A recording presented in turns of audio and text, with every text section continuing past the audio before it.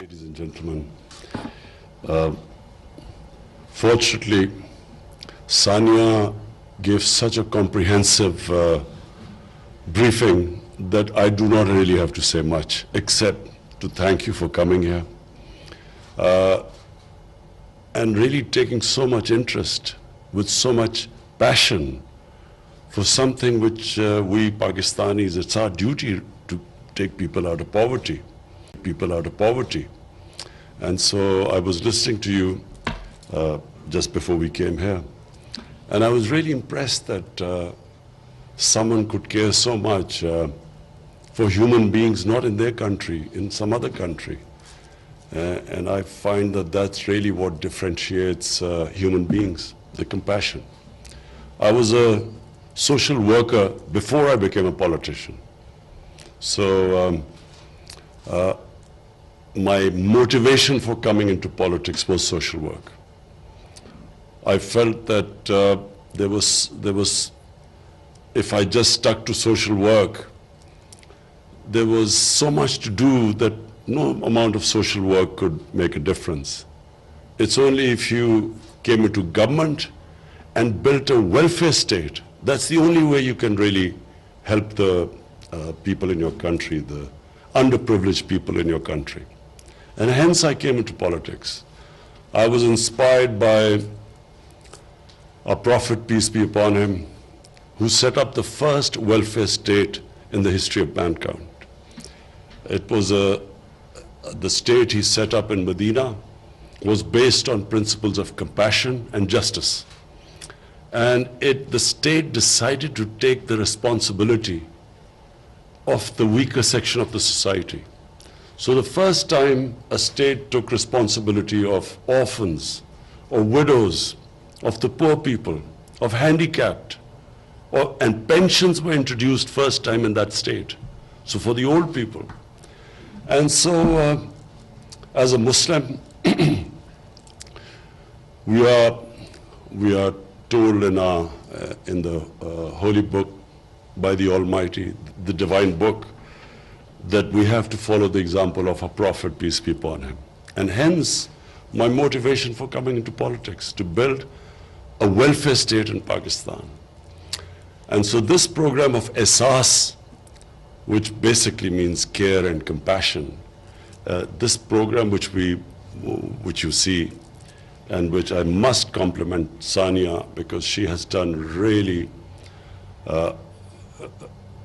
hard work, comprehensive, the way she has gone in fine details to set up these various initiatives under the heading of Ehsaas. And this, of course, financial inclusion is the core of the Ehsaas program, because unfortunately this trend in the world where the poor get poorer and the rich get richer, the poor countries get poorer and the richer countries get richer, the gap keeps increasing. I find that it is inhuman. I find it's inhuman that the statistics I read, I think it was one of the UN bodies which came up with these statistics, that 60 odd people own as much wealth as about 3 billion people on this earth. So there has to be something wrong with that system, which creates this inequality where people have such money which they will never be able to, if they lived 5 lifetimes, they would not be able to spend it. And yet on the other side, you have poverty. And I also feel that this greed in the universe, where you have the rich wanting to avoid taxes, so have their offshore accounts and these tax havens, and would do anything not to be part of, not to pay their dues so that you can lift people out of poverty, as what China has done. What China has done is remarkable. I mean, they have taken out almost 700 million people out of poverty in 30 years. Never done in human history. So this idea where the rich want to get richer and this greed, it is the biggest curse of this planet. all the problems which our Earth faces, global warming, this environmental degradation, all of them, the root cause is greed, where it's never enough. I mean, you can make as much money as you want, but the level of greed is always going to make you want more. And so you have this strange phenomena on this earth where you have people now getting into these boats, risking their lives to get to the land of milk and honey, where people want to get away from poverty. So I feel that, yes, in our country we will be trying our best, not because of votes, because it's my belief that it's not a civilized society where you have such poverty, where sections of your society are deprived of their daily needs, and the rich just want more and more money and don't pay their taxes. So this is a real, what we have, my government has decided that we will be the first government that is going to, all our policies will be to lift people out of poverty. So whatever we do, our economic policies, our agriculture policy, whatever policies we make, the bottom line will be how does it help the poor people, as opposed to the elitist policies we've had in the past, where policies are only made for a small elite society. So our education system is only for a tiny elite class. You have three-tier education system. So one is for the small elite class, which has this privileged education. Then you have the government school education, which is for the poorer section. And then right at the bottom, you have these Dini madrasas, which are religious schools, which cater for the poorest of the poor. So we have a three-tier system. So the poor, the bottom two, do not get good jobs. So the society only caters for the elite. The hospitals are for the elite. Taxes, poor people, common people pay taxes because most of our taxes come from indirect taxes.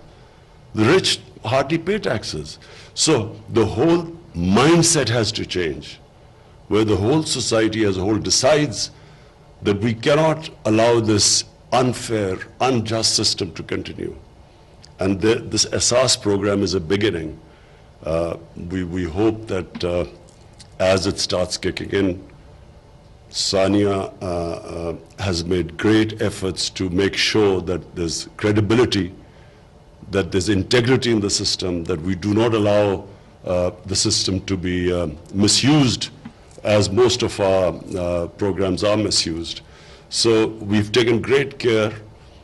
People are, because of our economic situation, for our restructuring the economy, getting out of an economic crisis, people are suffering.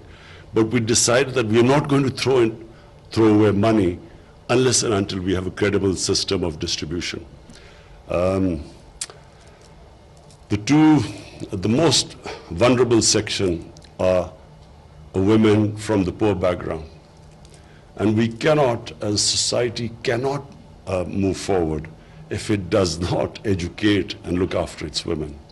So our top priority is to lift our women out of poverty. And we have a big range of measures which we hope that we will be able to take them out of poverty. So finally, Your Majesty, thank you for coming. We welcome you here. We hope you will come back, and we value the concern you show for our country. Thank you. Unfair, unjust system to continue. And this Asas program is a beginning. We hope that as it starts kicking in, Sania has made great efforts to make sure that there's credibility, that there's integrity in the system, that we do not allow the system to be misused, as most of our programs are misused. So we've taken great care. People are, because of our economic situation, for our restructuring the economy, getting out of an economic crisis, people are suffering.